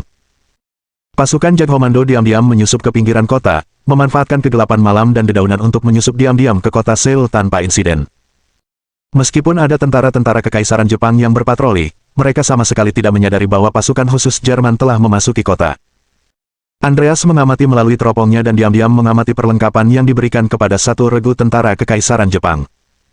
Seragam mereka diperbarui dengan seragam yang digunakan oleh Ija selama Perang Dunia Kedua di masa lalu Itami, dan senapan di tangan mereka mudah dikenali sebagai semi-otomatis oleh para Jagdkomando berpengalaman. Melihat hal ini, Andreas diam-diam berkomunikasi melalui kabel, kembali ke operator radio Jerman tentang senjata yang digunakan oleh tentara Jepang. Ini Falcon, Di. Kita telah mendarat di Sarang Elang. Kuulangi, kita telah mendarat di Sarang Elang, Di. Radio mengalami gangguan selama beberapa menit, sebelum tanggapan datang. Roger Tat. Apa masalahnya, Falcon? Over. Andreas mendesah berat sebelum melaporkan temuan terbarunya. Jepang ini punya perangkat keras yang lebih baik dari yang kita duga sebelumnya. Sepertinya pasukan elit mereka punya senjata yang setara dengan kita. Segera laporkan ini ke intelijen kekaisaran, lewat. Suara statis kembali terdengar di komunikasi sebelum suara itu akhirnya merespons. Roger Tat. Intelijen kekaisaran telah diberitahu, atas. Andreas tidak ragu untuk menghentikan komunikasi saat ia mengirimkan satu pesan terakhir. Roger Tat, selesai dan keluar. Setelah berkata demikian, ia segera menegaskan kembali perintahnya kepada para prajurit di bawah komandonya, yang tampak ragu-ragu di mata mereka saat melihat peralatan yang dibawa musuh. Ini tidak mengubah apapun. Kita sampai di rumah aman dan mengevakuasi target ke lokasi aman. Tembak saja kalau perlu, tapi diam akan jadi kunci kemenangan.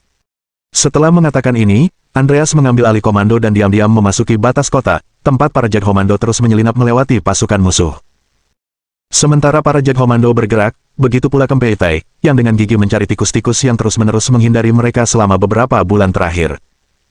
Akhirnya, dalam keputusasaan mereka memutuskan untuk pergi dari rumah ke rumah di tengah malam untuk mencari para pengkhianat. Jadi, mereka berpacu dengan waktu untuk melihat siapa yang akan tiba lebih dulu. Pada akhirnya, para Jagdkomando sedikit lebih cepat, karena mereka tiba di pintu rumah persembunyian, dan mengetuk dengan cara khusus. Hal itu membuat orang-orang di dalam tahu bahwa mereka bersahabat.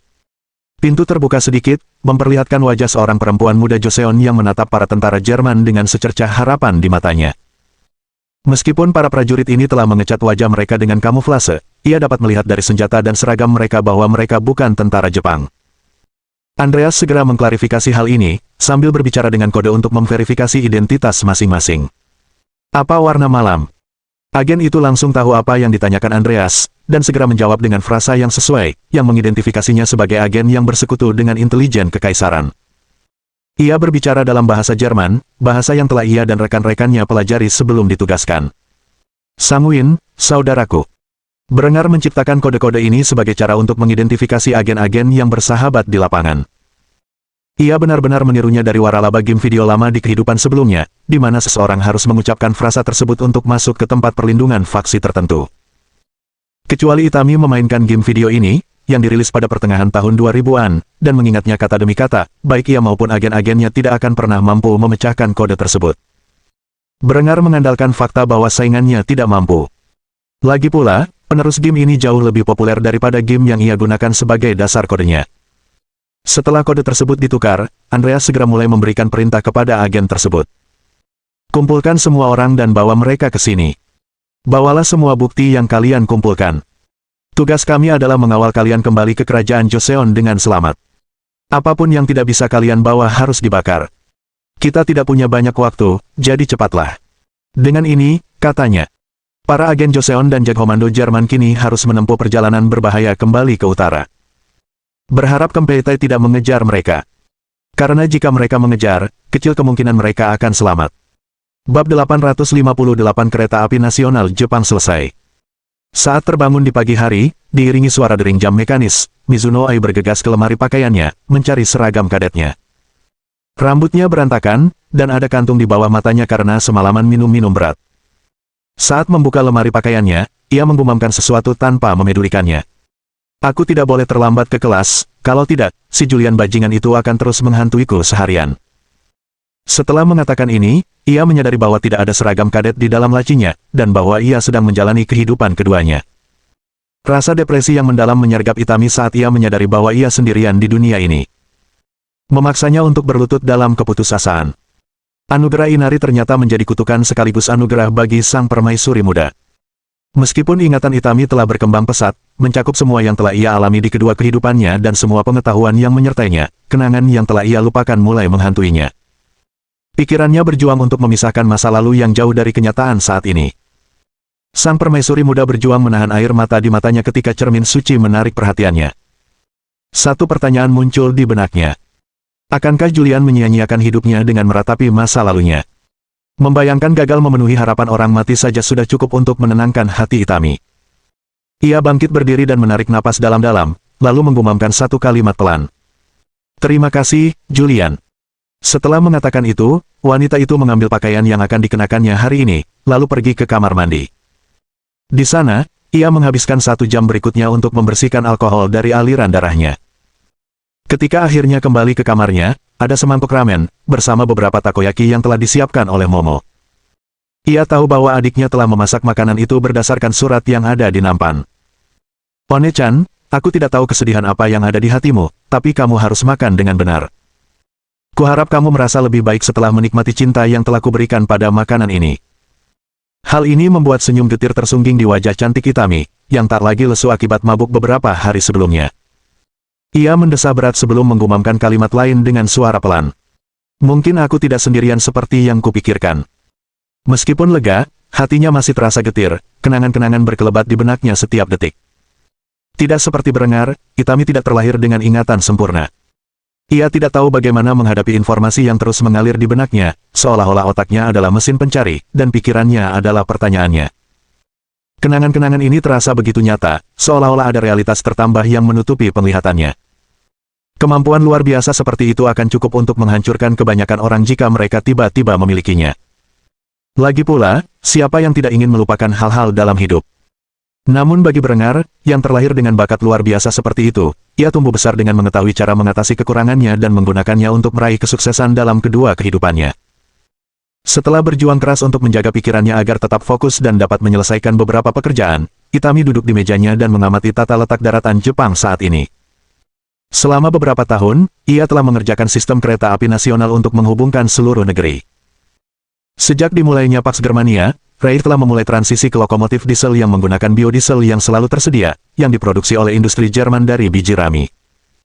Lokomotif terbaru ini sangat bertenaga, dan didasarkan pada desain Intercity 125 yang digunakan oleh Inggris di masa lalu Berengar. Lokomotif ini mampu melaju hingga kecepatan tinggi 148 mil per jam atau 201 km per jam, membawa Jerman ke ranah baru transportasi nasional. Sejak awal konsepsi kereta api Berengar, ia telah merancangnya sedemikian rupa sehingga memungkinkan modifikasi untuk penggunaan kecepatan tinggi dalam beberapa tahun ke depan. Ia telah memasukkan konsep-konsep seperti rel ukuran standar, dengan hak jalan yang dipisahkan oleh perkerasan dan radius yang besar. Ia juga terutama menggunakan baja dan beton dalam konstruksi relnya. Namun, hal yang ia butuhkan saat itu untuk benar-benar membuat rel kecepatan tinggi adalah rel yang dilas secara kontinu. Hal ini hanya bisa dicapai dengan pengelasan. Seiring dengan kemajuan industrinya, dan diperkenalkannya beberapa jenis pengelasan, seperti pengelasan termit, ia memastikan bahwa paku keling yang menyatukan rel telah dilepas, dan rel dilas menjadi satu. Tentu saja, Jepang tertinggal puluhan tahun dari Reich dalam hal kemampuan teknologi, dan karena itu, mereka beroperasi sepenuhnya dengan lokomotif bertenaga uap di dalam kereta api nasional mereka yang baru saja selesai dibangun. Mereka juga memiliki metode konstruksi yang jauh lebih primitif, seperti penggunaan kayu dan besi tempa yang sangat banyak. Namun, rel kereta api tetaplah rel kereta api, dan karena itu, Itami harus tampil cantik untuk upacara pemotongan pita. Maka, ia pun segera memperbaiki penampilannya, memastikan bahwa ia adalah permaisuri Jepang yang sempurna, bukan pemabuk yang patah hati. Setelah mengenakan pakaiannya yang paling mewah dan merias wajah, Itami berdiri dari tempat duduknya dan keluar dari kamarnya. Saat memasuki aula besar istananya, ia bertemu dengan para menteri kekaisarannya. Yang paling utama di antara mereka adalah Menteri Transportasi. Menteri Transportasi adalah seorang pemuda bernama Asai Arikatsu. Setelah pembersihan politik yang menyingkirkan elemen konservatif dari pemerintahan Itami, dan menggantinya dengan apa yang disebut banyak orang sebagai garda muda, mayoritas menterinya kini adalah laki-laki berusia 20-an dan 30-an. Selain itu, ada beberapa perempuan yang menduduki posisi-posisi tertentu. Para pria ini tidak lagi mengenakan penampilan tradisional samurai, melainkan mengenakan pakaian yang lebih modern, dengan gaya rambut yang serasi. Asai Arikatsu adalah salah satunya dan tersenyum ramah saat ia membungkuk di hadapan permaisuri muda dan berbicara kepadanya dengan sikap seperti seorang budak. Kami khawatir Anda akan terlambat ke upacara. Mohon maaf, kami tidak punya banyak waktu. Maukah Anda ikut saya ke stasiun kereta api terdekat? Perkataan Inari terngiang di kepala Itami saat dia mendengar kata, kami yang menyebabkan dia mengangkat tangannya karena tidak senang. Tolong, jangan panggil aku seperti itu. Itami sudah cukup baik. Meskipun kultus Dewi Perang merupakan partai politik utama di Kekaisaran Jepang, Itami takut akan murka para dewa setelah bertemu mereka, sehingga ia berusaha menghentikan pemujaan pengikutnya. Sayangnya, hati manusia tidak mudah berubah, dan sekelompok menteri yang merupakan bagian dari kultusnya bersujud di hadapan permaisuri muda dan menyatakan keyakinan mereka. Sama sekali tidak. Dewi Perang adalah satu-satunya dewi kita, dan kita akan memanggilnya dengan sebutan kehormatan yang pantas. Kami tolong beritahu kami nama siapapun yang telah meyakinkan Anda bahwa Anda tidak layak, agar kami dapat memenggalnya. Itami hanya memutar bola matanya, dan ia bukan satu-satunya. Tidak semua menteri adalah anggota sekte, dan mereka pun merasakan hal yang sama. Meskipun mereka terkejut ketika melihat ekspresi yang sama di wajah para dewi perang itu. Itami ingin bersembunyi di kamarnya lagi setelah mendengar betapa bersemangatnya orang-orang bodoh ini, tetapi ia tahu bahwa ia perlu menunjukkan kekuatan, dan karena itu ia mendesah sebelum mengalihkan pembicaraan. Terserah, bawa saja aku ke tempat acara, dan aku akan memotong pitanya supaya kita bisa segera selesai. Mendengar hal ini, Asai Arikatsu segera berdiri dan berbaris bersama Itami beserta pengawal kerajaannya menuju lokasi upacara. Orang-orang dari seluruh penjuru kota telah berkumpul di jalan. Meskipun kereta api telah beroperasi di berbagai penjuru Jepang, baru pada saat inilah jalur kereta api nasional sepenuhnya selesai, dan karena itu, banyak orang berkumpul untuk merayakannya. Itami berdiri dalam balutan Junihitu tradisional di antara rakyatnya, sambil memberikan pidato singkat. Hari ini menandai sebuah pencapaian monumental bagi rakyat Jepang. Saat ini, kita benar-benar telah memasuki era industri, di mana tak ada kekuatan di timur yang dapat menandingi kekuatan kita. Hingga saat ini, kita kesulitan melintasi negeri-negeri besar kita, tetapi sekarang tidak lagi. Dengan jalur kereta api nasional ini, orang dan barang dapat diangkut melintasi daratan Jepang dengan mudah, memungkinkan industrialisasi kota-kota kita yang pesat. Namun, hanya karena kita lebih hebat daripada tetangga kita, bukan berarti kita bisa bermalas-malasan. Kita harus tetap tekun, karena ada ancaman di ujung barat dunia ini. Ancaman yang industrinya lebih besar daripada industri kita. Kekaisaran ini ingin memantapkan diri sebagai kekuatan dunia tertinggi, dan jangan salah, mereka punya cara untuk melakukannya. Namun, di bawah pemerintahan saya tidak akan pernah membiarkan orang asing mendikte apa yang harus dipercayai oleh rakyat Jepang, atau bagaimana mereka harus bersikap. Jika Kekaisaran Jerman ini ingin memaksa kita bertekuk lutut dan menuruti tuntutan mereka, mereka punya rencana lain. Saya akan menunjukkan kepada mereka kekuatan rakyat kita. Hari ini baru permulaan. Sebentar lagi kita akan memproduksi lebih banyak mesin yang akan menjadi kebutuhan pokok dalam kehidupan kita sehari-hari. Untuk masa depan, untuk Jepang. Berbagai orang yang berkumpul untuk menyaksikan acara ini bertepuk tangan atas pidato Itami saat perempuan itu memotong pita dan menandai dimulainya era baru industri. Meskipun mereka bertepuk tangan dan bersorak, Itami tahu bahwa ia dan rakyatnya akan menghadapi perjuangan berat di depan. Yang justru menambah tekanan yang sedang dihadapinya. Sampai kapan ia bisa terus seperti ini, Itami tidak tahu, tetapi ia akan terus berjuang sampai ia tak mampu lagi. Ia harus melakukannya, demi Julian. Karena itulah yang akan dilakukannya. Bab 859 menyelamatkan agen yang terdampar bagian Il. Para agen kerajaan Joseon telah berkumpul di luar rumah persembunyian, tempat mereka berdiri di antara barisan Jakhomandos. Meskipun tidak semua pasukan khusus Jerman hadir, salah satu dari mereka telah dikirim ke dalam gedung untuk memastikan semua dokumen penting ditemukan atau dimusnahkan, sementara 3 orang lainnya dikirim untuk mengatur pengalih perhatian di bagian lain kota. Para agen tampak cemas, dan mengapa tidak? Saat ini, mereka sedang diburu oleh polisi rahasia penjajah Jepang. Jika mereka ditemukan, mereka pasti akan disiksa secara brutal sebelum dieksekusi mati. Meskipun mereka percaya pada kemampuan Jakhomandos, jumlah mereka hanya segelintir, yang tidak cukup untuk melawan pasukan. Kolonel Andreas Ritter von Jaeger menyadari anak buahnya telah kembali dari dalam rumah persembunyian, dengan gestur tangan yang menandakan mereka sudah boleh pergi. Melihat hal ini, ia menganggukkan kepala sebelum memberi perintah. Minggir. Tetaplah dekat denganku. Kalau kau menyimpang dari kelompok, aku akan meninggalkanmu. Membayangkan akan ditinggalkan membuat para agen Joseon, dan para pengkhianat Jepang di antara mereka, merinding. Mereka segera mengangguk mengerti perintah, dan mulai bergerak bersama Jagkomando, yang diam-diam memimpin mereka menyusuri gang-gang kota Seoul, nyaris menghindari tentara Jepang yang sedang berpatroli. Kira-kira 5 menit setelah melarikan diri ke dalam malam, perwira utama Kempeitai Jepang yang ditempatkan di Seoul tiba di rumah persembunyian dengan para prajuritnya di belakangnya. Mereka telah mendobrak pintu beberapa lusin bangunan di dalam distrik pemukiman ini selama 1 jam terakhir, dan belum menemukan target mereka. Ketika mereka memasuki rumah persembunyian itu, mereka langsung menemukan jejak dokumen yang terbakar, tumpukan makanan, air, dan perlengkapan lain yang mengungkap identitas sebenarnya dari bangunan tempat mereka berdiri. Seorang anggota polisi rahasia menyelidiki tempat kejadian perkara dengan saksama sebelum memberitahu perwira yang memimpin tentang temuannya. Mereka sepertinya baru saja pergi beberapa saat yang lalu. Aku tidak tahu kemana mereka pergi, tapi kita sudah dekat. Perwira itu mencibir dengan nada menghina sebelum menunjuk ke arah salah satu prajuritnya dan memberinya perintah. Kunci kota. Aku ingin semua prajurit di Seoul menyisir area itu untuk mencari lokasi mereka. Mereka pasti belum pergi jauh. Prajurit itu segera bergegas dari posisinya dan menuju markas Kempeitai, yang memiliki sirene untuk memperingatkan pasukan di dalam kota.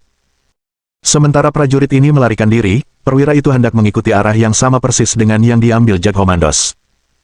Bagaimana ia tahu kemana mereka melarikan diri? Ia tidak tahu. Itu hanya masalah kebetulan, dan itu pun kecil. Namun, sesaat kemudian, ledakan dahsyat terjadi di bagian lain kota. Ledakan itu bukan hanya lemparan beberapa granat ke dalam gedung, melainkan ledakan yang sangat besar. Pada saat itulah petugas menyadari lokasi pasti yang menjadi target musuh. Gudang amunisi. Brengsek, gerilyawan menyerang. Cepat, kita harus merespons. Gema tembakan yang terdengar dari arah ledakan itu membuat perwira Kempeitai yakin bahwa para gerilyawan sedang menyerang. Ia sama sekali lupa tentang tikus-tikus yang dikejarnya, karena membantu operasi tempur melawan pemberontak Joseon adalah tanggung jawab utamanya. Dengan sekali klik, perwira itu bergumam pelan. Cek, dasar bajingan beruntung. Kebetulan ini mungkin bisa memberimu waktu, tapi kau tidak bisa lari dariku selamanya, cepat atau lambat aku akan menemukanmu. Perwira itu bahkan tidak memikirkan kemungkinan bahwa ledakan ini merupakan pengalihan yang dirancang musuh untuk membantu para agen melarikan diri. Dengan demikian, ia berhasil dihalangi dari jejak Jagkomandos, yang diam-diam meninggalkan kota. 3 Jagkomando yang memimpin serangan itu menembakkan STG-27 mereka dengan pengaturan otomatis ke arah musuh. Meskipun merupakan senapan otomatis kaliber penuh yang beratnya sekitar 10 pon, senjata itu sangat mudah dikendalikan, memungkinkan penempatan kelompok yang tepat ketika ditembakkan secara beruntun. Dengan magasin 20 peluru mereka, para Jagkomando dengan cepat mampu menghabisi pasukan musuh yang datang untuk mencegat mereka, sebelum diam-diam melarikan diri ke dalam kegelapan. Tujuan mereka adalah berkumpul kembali di luar kota di titik pertemuan dengan sisa tim mereka. Pemimpin regu tembak yang sangat kecil ini mulai mengumpat sambil bergegas melewati gang-gang dengan senapan di tangan. Kukatakan padamu, wanita Joseon ini pasti sepadan. Kolonel bilang kalau Raja sudah menjanjikan kita wanita-wanita cantik yang tak tertandingi sebagai istri untuk ini. Tapi, harus kukatakan padamu, aku mulai menyesal menjadi sukarelawan untuk operasi ini. Prajurit regu pemadam kebakaran lainnya terkekeh saat mendengar hal ini sebelum mengomentari wanita setempat. Kalian pernah lihat beberapa gadis ini? Satu hal yang pasti, rata-rata mereka lebih cantik daripada wanita kita. Mereka juga sepertinya menyukai orang asing. Kudengar beberapa pria di pangkalan sudah menikahi wanita lokal. Jika hadiah kita adalah wanita tercantik di negara ini, aku akan dengan senang hati mengorbankan nyawaku demi mendapatkan harta karun seperti itu. Prajurit ketiga hanya tertawa menanggapi pernyataan ini sebelum menamparkan orang lain di bagian belakang helm berpola M38 miliknya. Dasar idiot. Tak ada wanita yang pantas mati demi wanita. Aku melakukan ini demi kejayaan tanah air. Kita butuh intelijen itu. Astaga, orang-orang ini sekarang punya senjata otomatis. Bagaimana mungkin mereka bisa maju secepat itu? Kita sedang perang dingin dengan Jepang, tapi siapa yang tahu kapan akan memanas? Semakin banyak intelijen yang kita miliki, semakin siap kita untuk memastikan pasukan kita pulang dengan selamat. Pemimpin regu pemadam kebakaran kecil itu segera mulai memarahi 2 orang lainnya tetapi ucapannya dipotong. Pelankan suaramu, dasar brengsek. Sebelum pria itu selesai berbicara, alarm berbunyi di seluruh kota. Tanpa komunikasi radio, mustahil bagi tentara Jepang pada umumnya untuk mengetahui maksud di balik alarm tersebut. Karena itu, mereka hanya bereaksi terhadap ledakan dan menuju ke lokasi ledakan. Setelah mendengar sirene meraung, pemimpin ketiga Jagkomando berkomentar. Diam dan ikuti aku. Mereka sedang menuju ke tempat kita tadi, jadi sekarang bukan waktunya untuk omong kosongmu. Kenyataannya, sang sersan ketakutan setengah mati. Jika seluruh pasukan Jepang berkumpul di sektor kota ini, mustahil mereka bisa lolos. Ia yakin mereka akan mati. Namun, sesaat kemudian, lebih banyak tembakan dan ledakan terjadi di bagian kota yang berbeda. Hal ini menyebabkan ketiga Jathomando itu berhenti di tempat. Dari suara tembakan, mereka tahu arah tembakan itu bukan ke arah yang dituju orang-orang lain. Oleh karena itu, mereka cukup bingung, sampai sang sersan tertawa terbahak-bahak. Hahaha. Aduh, ledakan itu membuat gerilyawan lokal bergerak. Mereka sedang bergerak saat kita bicara. Kita mungkin bisa keluar dari sini hidup-hidup. Nah, jangan hanya berdiri di sana, minggir. Sementara tembakan dan ledakan terus terdengar di dalam kota Seoul, para Jathomando berkumpul kembali di luar kota, di pegunungan terdekat. Setelah memastikan bahwa mereka tidak dikejar, mereka mulai bergerak ke utara menuju perbatasan wilayah pendudukan Jepang, dan sisa-sisa kerajaan Joseon. Andreas gembira melihat semua anak buahnya berhasil keluar dari zona bahaya hidup-hidup, dan memuji usaha mereka.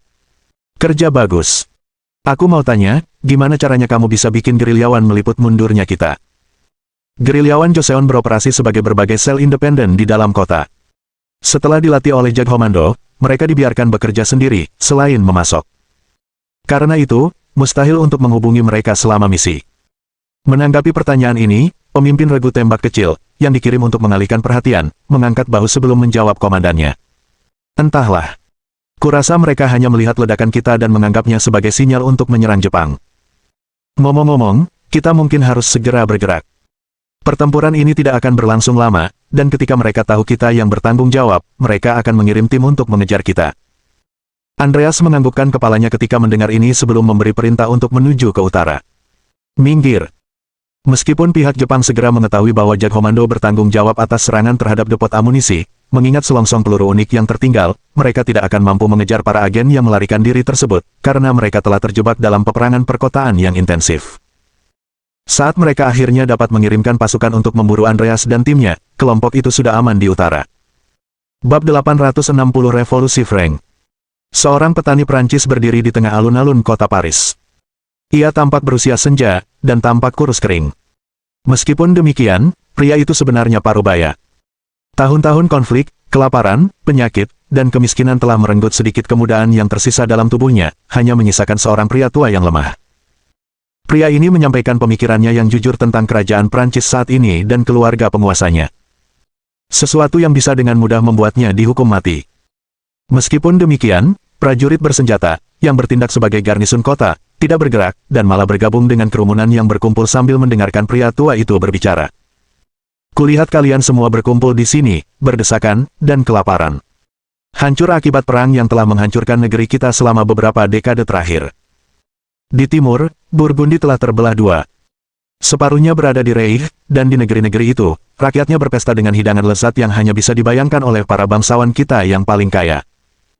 Mereka hidup tanpa beban, bebas dari wabah penyakit, kejahatan, dan pertumpahan darah. Sementara penyakit dan kelaparan melanda separuh tanah kita. Para perampok berkeliaran di seluruh kerajaan kita, bebas bertindak tanpa hukuman. Dan mengapa mereka tidak boleh? Tidak ada pasukan yang bisa menjaga perdamaian raja. Perdamaian raja, nah, itu ungkapan paling menggelikan yang pernah kudengar seumur hidupku. Apa itu kedamaian raja? Akan kuberitahu. Raja Aubrey de Valois duduk di kastilnya yang tinggi, dikelilingi para ksatria kesayangannya, dan berpesta pora dengan sisa makanan yang sedikit di kerajaan kita. Sementara itu, rakyatnya menderita akibat pilihan yang telah ia buat. Jangan salah, saudara-saudariku, alasan mengapa orang Jerman membenci kita, dan tidak memberikan dukungan yang sangat kita butuhkan kepada rakyat biasa, adalah semata-mata karena dosa raja kita, dan keluarganya yang jahat. Di Reich, mereka mengutuk kerajaan Prancis, dan rakyatnya, sebagai penghasut bermuka dua yang bejat. Mereka tidak bersimpati kepada rakyat kita, dan mengapa harus bersimpati? Apa yang telah kita lakukan untuk Jerman, selain meludahi wajah kebaikan hati kaisar mereka, dan menyerang mereka tanpa alasan? Satu-satunya alasan kerajaan kita masih ada adalah karena Inggris mengkhianati kita di Yerusalem. Mungkin akan lebih baik jika Jerman menyerbu tanah kita, dan menggulingkan raja kita seperti yang telah mereka lakukan terhadap musuh-musuh mereka yang lain. Bangsa Norman tahu betul hal ini. Itulah sebabnya mereka mengangkat senjata melawan tuan-tuan mereka yang mulia, dan mendeklarasikan kemerdekaan mereka. Bukan hanya sebagai sebuah negara, tetapi juga sebagai sebuah bangsa. Sisa-sisa pasukan adipati yang tersisa tidak dapat menandingi kekuatan yang dipegang oleh massa. Rakyat Normandia sedang memberontak, melawan kekuasaan para bangsawan yang ketidakmampuannya, dan mungkin juga kedengkiannya, telah membawa mereka ke kondisi yang begitu mengerikan. Dan mereka bukan satu-satunya. Di selatan, Kadipaten Aquitaine menghadapi ancaman yang belum pernah terjadi sebelumnya.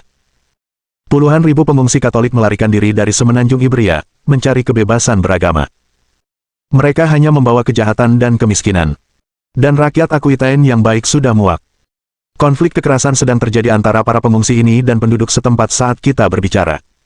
Siapa yang akan menang? Hanya Tuhan yang bisa memutuskan. Flanders dan Calais telah direbut oleh Reich, dan dengan itu, mereka menyaksikan era kemakmuran baru. Dalam 100 tahun, penduduk wilayah itu tidak akan berbeda dengan orang Jerman di Kufstein. Mungkin ada sedikit perbedaan dialek, tetapi jangan salah, mereka beralih ke keyakinan, budaya, dan bahasa Jerman dengan cepat. Teman-teman, kita dulu sama saja dengan orang Jerman. Nenek moyang kita muncul dari timur Sungai Rin dan menaklukkan tanah ini dari Romawi, menciptakan kerajaan Jerman yang tak tertandingi pada masa itu. Namun, gereja Katolik telah berbuat lebih dari sekadar menyeret kita bersama mereka. Mereka telah menjadikan kita keturunan Romawi yang tidak suci, dan saya pikir sudah saatnya kita memperbaikinya. Francia, itulah nama yang pernah kami pegang, saat kami masih orang Jerman. Dan jika kami ingin tetap menjadi kerajaan yang bersatu, dan bukan negara-negara kecil yang berantakan, maka kami harus kembali ke cara-cara lama. Bahasa lama, budaya lama, dan mungkin bahkan dewa-dewa lama. Sudah saatnya bagi Prancis untuk lenyap dari dunia ini, dan bagi kaum Frank untuk merebut kembali kejayaan kuno mereka. Pertama, kita harus menjatuhkan raja yang terkutuk ini, dan dinasti para penghujat ini. Lalu kita akan menyerahkan diri kita pada belas kasihan orang Jerman, dan meminta mereka untuk mengajari kita cara-cara leluhur kita agar kita dapat bersatu kembali dengan warisan bersama kita. Kerumunan itu bersorak-sorai dan meneriakkan slogan-slogan mereka sendiri seperti, matilah raja, hancurkan Prancis, kembalikan Francia, dan sebagainya. Di antara kerumunan ini terdapat agen-agen Linde, yang cukup terkejut dengan perkembangan peristiwa ini. Pembicaranya adalah seorang Prancis asli yang direkrut untuk melayani Kaisar. Namun, ia seharusnya berpidato tentang kehancuran Prancis dan kebangkitan negara-negara merdeka yang lebih kecil berdasarkan budaya dan dialek yang sama. Alih-alih berpidato dengan gaya yang sama, ia justru berbicara tentang upaya merebut kembali warisan Jerman mereka yang hilang. Namun, sebelum para agen sempat turun tangan, pembicara telah melanjutkan omelannya. Ambil senjata apapun yang kau temukan dan ikutlah denganku ke istana. Sudah saatnya kita akhiri dinasti pendosa ini. Penggal kepala mereka. Yang awalnya hanya sekelompok kecil petani yang penasaran, langsung berubah menjadi gerombolan raksasa yang marah. Bahkan para penjaga kota pun berada di pihak mereka, mengambil posisi terdepan, tanpa takut pada para ksatria manapun yang mungkin menjaga Aubry. Massa yang marah berbaris di jalanan Paris menuju kastil Raja Aubry dengan tujuan mengeksekusinya dan keluarganya. Sementara itu, para agen Jerman tetap tinggal dan segera menggunakan telegraf portabel mereka, mengirimkan pesan yang jelas kepada intelijen kekaisaran. Balkanisasi telah gagal, sesuaikan strategi untuk Germanisasi total Prancis. Dalam hitungan menit, pesan ini sampai di meja Berengar, sementara ia menatap seluruh isi surat itu dengan kaget.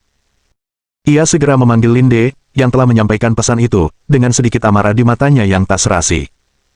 Bagaimana ini bisa terjadi? Bukankah agen-agenmu seharusnya memastikan balkanisasi total di wilayah ini? Mengapa sekarang rakyat Prancis berbaris untuk merebut Aubry dan mengangkat Raja Jerman ke atas tahta? Linde menundukkan kepalanya, seolah tak menemukan jawaban atas pertanyaan ini. Ia segera menyuarakan sedikit pengetahuannya tentang situasi tersebut, mencoba menebus kegagalannya. Selama bertahun-tahun, ia dan Berengar telah merencanakan untuk melucuti identitas Prancis dan menciptakan sejumlah negara perbatasan yang tidak dapat mengancam Reich dalam situasi apapun. Meskipun Germanisasi Prancis menawarkan beberapa keuntungan unik, Berengar tidak menyukai rencananya, yang mengakibatkan kegagalan. Karena itu, ia sangat marah dengan prospek bahwa rakyat Prancis dapat dikembalikan ke warisan Jermanik mereka. Sedangkan Linde, ia mencoba membujuk suaminya untuk beradaptasi dengan keadaan mereka saat itu. Dugaan saya satu-satunya adalah orang yang kita pilih untuk menyampaikan pidato balkanisasi telah mengkhianati kita, dan justru melihat nasib yang lebih baik bagi rakyatnya melalui regermanisasi. Konsep ini bukan sepenuhnya tanpa dasar. Banyak wilayah Prancis lebih mengutamakan Jerman dan rakyatnya daripada kerajaan mereka sendiri. Terutama setelah kita merebut Flanders dan Burgundy, mengubahnya menjadi kekuatan ekonomi. Satu-satunya orang yang benar-benar peduli dengan identitas budaya Prancis adalah kaum bangsawan. Jika kita bisa menggulingkan mereka dan menggantinya dengan orang Jerman, rakyat akan segera mengikutinya. Dalam beberapa dekade, Prancis akan berbahasa Jerman, dan akan mendapatkan kembali identitas mereka sebagai kaum Frank. Mirip dengan apa yang telah Anda rencanakan untuk Bohemia, Flanders, dan Burgundy. Ini bukan alternatif yang buruk, meskipun agak tak terduga. Brenger meletakkan dagunya di buku-buku jarinya sambil merenungkan apa artinya ini. Secara teoritis, jika kaum Frank dijermanisasi ulang, mereka dapat diintegrasikan ke dalam Kekaisaran Jerman dalam beberapa ratus tahun ke depan sebagai negara Jerman lainnya. Artinya, satu-satunya ancaman yang perlu dikhawatirkan keturunannya di barat adalah Al-Andalus, yang akan diperintah oleh cabang kadet dinastinya. Mungkin rejermanisasi Prancis adalah pembalasan terbesar yang bisa diminta oleh rakyat Jerman. Setelah merenungkan hal ini beberapa saat, Brenger mendesah berat sebelum memberikan perintah yang tak terduga kepada Linde. Kita harus menyesuaikan kembali rencana kita untuk Prancis. Aku ingin kalian mempersenjatai para pemberontak Frank itu dengan arkebus dan senapan apapun yang tersisa di gudang kita. Sementara itu, kalian harus menyebarkan propaganda agar kaum Frank menginginkan seorang anggota dinasti von Kufstein menjadi raja baru mereka. Mungkin salah satu putraku dengan Henrietta suatu hari nanti akan menjadi raja kaum Frank. Bagaimanapun, seorang anggota dinastiku harus duduk di tahta mereka ketika ia dewasa nanti. Linde mencemooh saat mendengar ini sebelum mempertanyakan pikiran Brenger. Putra. Saat ini, kamu hanya punya satu putra dan satu putri dengan adikmu. Apa kamu bilang kamu ingin punya anak lagi dengannya? Brenger menatap Linde seolah-olah pertanyaan itu tidak masuk akal sebelum menjawabnya. Tentu saja, Heidi adalah putri kesayanganku dengan adik perempuanku tersayang, tapi Lukas butuh setidaknya satu adik laki-laki dari ibu yang sama. Lagi pula, Henrietta masih muda, dia bisa dengan mudah punya anak lagi. Lagi pula, itu tidak penting sekarang. Pastikan saja perubahan rencana kecil ini tidak membuat keturunan kita kecewa. Linde memperhatikan kata-kata, keturunan kami, dan tersenyum sebelum menundukkan kepala dengan hormat. Dari apa yang baru saja dikatakan Brenger, ia dapat menduga bahwa pria itu telah menetapkan Hans sebagai pewarisnya, meskipun tidak diumumkan secara terbuka. Meskipun keadaan bisa berubah sewaktu-waktu, Linde akan memastikan bahwa anak sulungnya yang berhargalah yang akan menggantikan ayahnya. Karena itu, ia merasa sangat gembira setelah mendengar hal ini. Saya akan memastikan transisi dari Prancis ke Frankia berjalan lancar. Anda tidak perlu khawatir apapun. Setelah berkata demikian, si cantik berambut merah itu pun meninggalkan tempat tinggal Kaisar, meninggalkan lelaki itu sendirian dengan pikirannya. Mohon dukungan dari omom ante-ante sekalian, buat subscribe atau sharekan novel Mimin ke Facebook kalian, agar channel Mimin bisa terus berkembang. Dengan begitu, Mimin bisa lebih semangat untuk up novel seru lain ke depannya. Buat teman-teman yang sudah subscribe dan sharekan novel Mimin, Mimin ucapkan terima kasih sebanyak-banyaknya. Sekiranya teman-teman menghadapi masalah video diputar dalam bahasa Inggris, coba tukar kepada bahasa Indonesia original melalui cara ini. Semasa mendengarkan, pencet tombol setting di atas kanan video, pilih audio track dan tukar bahasa.